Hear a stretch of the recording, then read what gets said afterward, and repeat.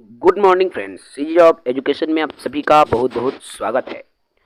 Chhattisgarh school शिक्षा विभाग में युक्ति युक्तकरण चल रही है। आज मैं इस वीडियो में युक्ति युक्तकरण सेटअप 2008 विस्तार से बात करूंगा कि आखिर ये विसंगति कहां पर है, क्योंकि बहुत सारे साथी इसको लेकर सवाल कर रहे थे। विस्तार से आज हम प्राइमरी, मिडिल, हाई एवं हायर सेकेंडरी का अलग अलग जो है विस्तार से जानेंगे कि कहां पर विसंगति है, जिसको लेकर युवाओं द्वारा, शिक्षक संघ द्वारा आवाज उठाया जा रहा है। साथी नए हैं चैनल से जुड़े, चैनल को सब्सक्राइब करिए। चलिए शुरू करते हैं। चलिए एक एक करके मैं विसंगति की बात करूं। सबसे पहले प्राथमिक शाला का जिक्र करते हैं। प्राथमिक शाला जिसमें टोटल 5 कक्षाएं होती है। आप जान रहे हैं टोटल 5 कक्षा प्राथमिक शाला में होती है और पहली से 5वीं तक कक्षाओं की संख्या 5 होती है, जिसमें 4 विषय पढ़ा जाता है। यदि हम कालखंड की बात करें तो कुल 20 कालखंड की पढ़ाई होती है। जब सेटअप 2008 बना था तो उस सेटअप के तहत 1+2 अर्थात 60 बच्चे जिस विद्यालय में पढ़ाई कर रहे हैं वहाँ पर 1+2 अर्थात 2 सहायक शिक्षक और 1 हेड मास्टर, कुल 3 होना चाहिए। लेकिन यहाँ पर सेटअप 2008 के आधार पर 3 शिक्षक होना चाहिए और जैसे ही दर्ज संख्या में वृद्धि होगी एक अतिरिक्त शिक्षक वहाँ पर रखा जाएगा। लेकिन जो युक्ति युक्तकरण अभी 2025 में हो रहा है उसमें क्या किया गया, जो 1+2 का जो 2008 का सेटअप है अर्थात इसमें 3 शिक्षक के बजाय 1 शिक्षक को हटा करके केवल 2 शिक्षक रखा गया है, अर्थात 1+1 यहाँ पर 60 के रेशियो में रखा गया है। अब यहाँ पर 1 शिक्षक ऑलरेडी यहाँ से कम हो जा रहा है।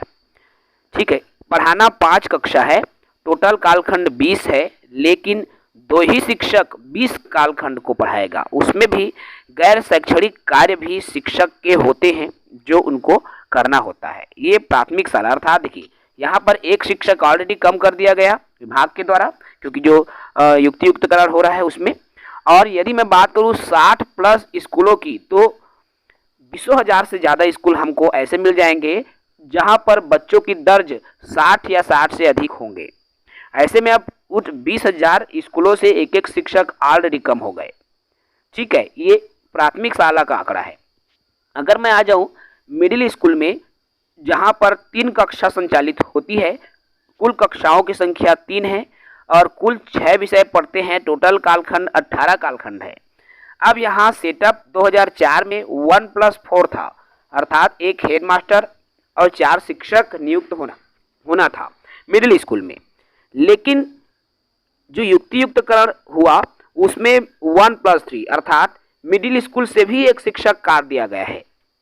अब यहाँ भी देखिए प्राइमरी में 1 शिक्षक कटा, कम से कम 15,000 स्कूल 34-35 हज़ार प्राथमिक शाला संचालित है, जिसमें 15 आधा तो कम से कम ऐसे विद्यालय होंगे ही जहां पर 60 से अधिक बच्चे हैं, तो 15,000 तो प्राथमिक शाला से ही शिक्षक अतिशेष बन गए। ऐसे ही मिडिल स्कूल में 1+3 रेशियो कर दिया गया है, जबकि 1+4 का रेशियो होना चाहिए। तो यहाँ से भी अर्थात मिडिल स्कूल से भी 1 शिक्षक काट दिया गया है। अब यहाँ भी 18 पीरियड को 3 शिक्षक कैसे पढ़ाएंगे ये भी विचारणीय है। मिडिल स्कूल की मैं बात करूँ, क्योंकि मिडिल स्कूल में विषय शिक्षक की नियुक्ति होती है और प्रत्येक विषय के लिए अलग अलग शिक्षक नियुक्त किया जाता है। ऐसे ही हाई स्कूल की बात करें जिसमें 6 पीरियड पढ़ाते हैं और 6 विषय पढ़ते हैं, 12 कालखंड है और सेटअप 2008 में 1+6 अर्थात टोटल 7 शिक्षक होनी चाहिए।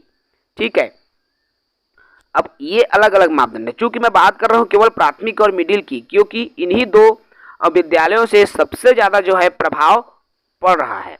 अब यहाँ पर प्राथमिक शाला से 1 विद्यालय से 1 शिक्षक निकाला जा रहा है, अतिशेष माना जा रहा है। ऐसे ही मिडिल स्कूल से भी वही स्थिति, अर्थात यहाँ का जो सेटअप 1+4 को 1+3 किया गया और ऐसे ही प्राथमिक शाला का भी जो सेटअप है 1+2 को 1+1 कर दिया गया है। और यही सबसे बड़ी विसंगति है।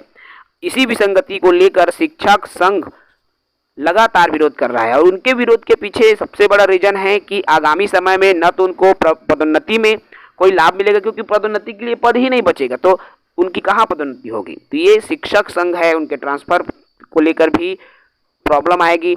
और यहाँ पर बेरोजगार संघ के द्वारा जो विरोध हो रहा है, क्योंकि उनका पद ही समाप्त हो गया है। अभी शिक्षक के पद ही नहीं रहेंगे तो भर्ती कहाँ से होगी और इनकी पढ़ाई लिखाई का फिर क्या होगा। तो ये बड़ी वजह इसलिए है कि लगातार जो है इनका विरोध किया जा रहा है और शिक्षा व्यवस्था सुधरने के बजाय आगामी समय में इसका जो परिणाम भी देखने को मिलेगा। क्योंकि 5 कक्षा में जब 2 ही बच्चे रहेंगे तो बाकी 3 कक्षाओं का क्या होगा। अब पालक क्या करेंगे, बच्चों को प्राइवेट स्कूल की तरफ भेजेंगे। आगामी समय में फिर ये जो सरकारी स्कूल पूर्णतः बंद होने की कगार पर पहुंच जाएगा, क्योंकि यहाँ पर शिक्षक जब पर्याप्त नहीं होंगे तो बच्चों को एडमिशन भी पालक नहीं कराना चाहेंगे। तो ये प्रमुख वजह है जिसके वजह से लगातार युक्ति युक्तकरण का विरोध होता आ रहा है। आई होप आपको युक्ति युक्तकरण से रिलेटेड जो भी विसंगति है इस वीडियो से समझ में आया होगा। साथ ही नए हैं चैनल से जुड़े, चैनल को सब्सक्राइब करें। जय हिंद।